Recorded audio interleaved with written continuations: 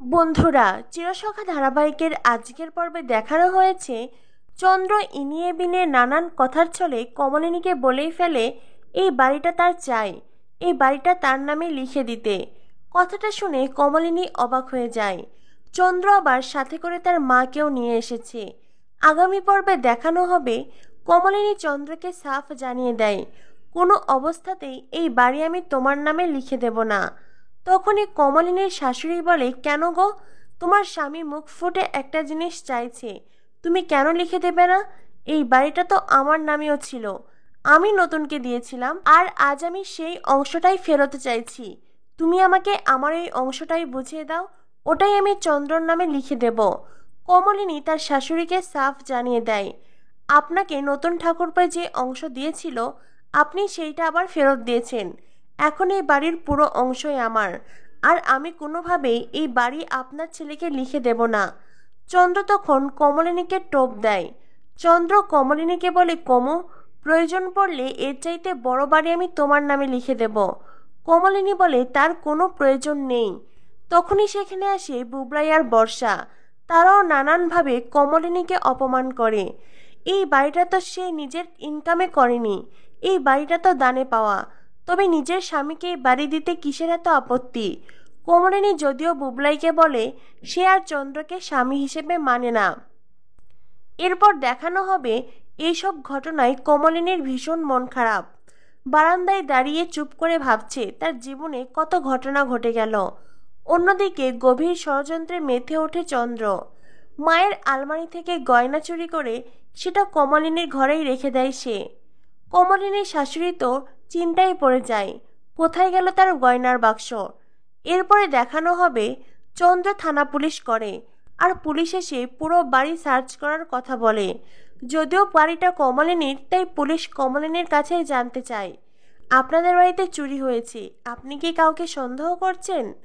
কমলিনী বলে, আমি সন্দেহ করছি চন্দ্র মুখার্জিকে। কথাটা শুনেই চন্দ্রর মা বলে, এটা কখনোই হতে পারে না, আমার ছেলে আর যাই করুক সে চুরি করতে পারে না। অফিসার, এই বাড়িতে বাহিরের আরও দুজন আছে, আপনারা বরং পুরো বাড়ি সার্চ করুন, যে করেই হোক আমার গয়নার বাক্স আমাকে ফিরিয়ে দিন।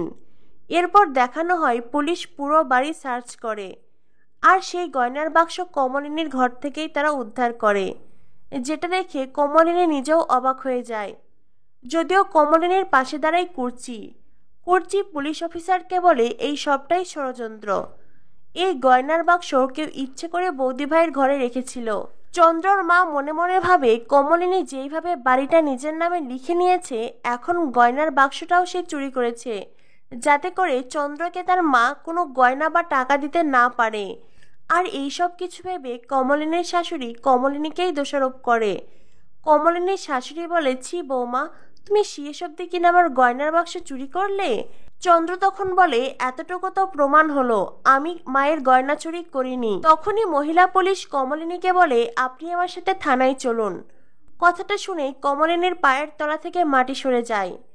অপরাধ অন্যায় না করেও কমলিনী মহা বিপদে পড়েছে। কে তাকে এই বিপদ থেকে উদ্ধার করবে? কমলিনী জানে না। কমলিনী শুধু একটা কথাই বলে, ভগবান আছেন, ভগবান সবটা দেখছেন, তিনিই সবার বিচার করবেন। কথাটা বলে কমলিনী মহিলা পুলিশের সাথে থানায় যেতে চায়। তখনই ভগবানের মতন কমলিনীর সামনে এসে দাঁড়ায় কমলিনীর নতুন ঠাকুরপো। স্বতন্ত্র বলে, আপনারা আমার বৌঠানকে নিয়ে কোথায় যাচ্ছেন? কমলিনী তখন অসহায়ের মতন নতুন ঠাকুরপোয়ের দিকে তাকায়। এর আগেও একবার নতুন ঠাকুরপো কমলিনীর অসহায় মুহূর্তে দাঁড়িয়েছিল। তারপর থেকেই কমলিনীর জীবনের সব দুঃখ ঘুচে গিয়েছিল। চন্দ্র তো সোহিনীর প্রেমে পাগল হয়ে কমলিনীকে ঠকিয়ে তাকে ফাঁকি দিয়ে চলেই গিয়েছিল। ছোট ছোট 3 ছেলে মেয়ে নিয়ে অসহায় অবস্থায় ছিল কমলিনী। ঝড় বৃষ্টির রাতে বাড়িওয়ালাও তাদের বাড়ি থেকে বার করে দিয়েছিল, কারণ অনেক দিনের ঘর ভাড়া বাকি পড়েছিল যে। অসহায় কমলিনী যখন বৃষ্টির সেই দিনে বসে বসে কাঁদছিল, তখনই তার মাথার ওপরে ছাতা ধরে স্বতন্ত্র। কমলিনী বলে, ঠাকুরপো, মাথার ওপরের ছাদটাও তো আর রইল না। স্বতন্ত্র কমলিনীকে একটা কথাই বলে, আমি তো আছি বৌঠান, আমি তোমাদেরকে ছাদ দেব। এরপরেই ছোট্ট মিঠিকে কোলে নিয়ে কমলিনীকে নিয়ে স্বতন্ত্র তার বাড়িতে আসে। স্বতন্ত্র কমলিনী আর তার সন্তানদের দায়িত্ব, কর্তব্য, ভালোবাসা দিয়ে আপন করে নেয়। আর সেদিনের সেই নতুন ঠাকুরপো কমলিনীর জীবনে হয়ে ওঠে চিরসখা। আজ আবারও চিরসখা রূপে কমলিনীর কঠিন বিপদে সামনে এসে দাঁড়িয়েছে স্বতন্ত্র। স্বতন্ত্র কি পারবে কমলিনীকে এই মিথ্যে অপবাদ থেকে বাঁচাতে? কি হতে চলেছে চিরসখা ধারাবাহিকে? পরবর্তী আপডেট পেতে আমাদের সাথেই থেকো। ধন্যবাদ সবাইকে।